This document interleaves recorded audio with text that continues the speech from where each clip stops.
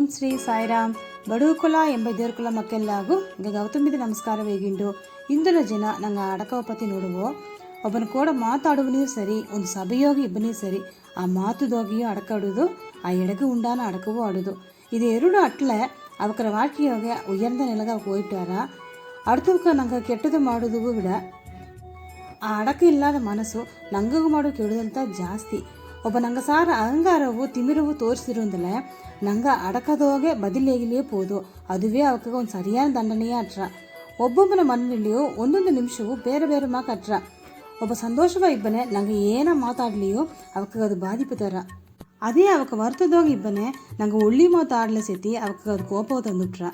ಅದು ಅಡುವನೆ ನಂಗೆ ಮಾತಾಡ್ದಾಗ ಮುಂಡಾಡು ನಂಗೆ ಏನ ಮಾತಾಡ್ನೋ ಎಲ್ಲಿ ಮಾತಾಡ್ನೋ ದಾರಸಾರ ಮಾತಾಡ್ನೋ ಅಂದೇಗಿ ಓಸನ ಮಾಡಿ ಅಡಕದೋಗ ಮಾತಾಡುದು ಒಳ್ಳೆಗೆ ಓರಿಡಿವಿ ಓಸನ ಮಾಡಿವಿ ಎಲ್ಲವೇ ಒಳ್ಳಿತಾ ನೋಡಿವಿ ಸಾಯಿರಾಮ್.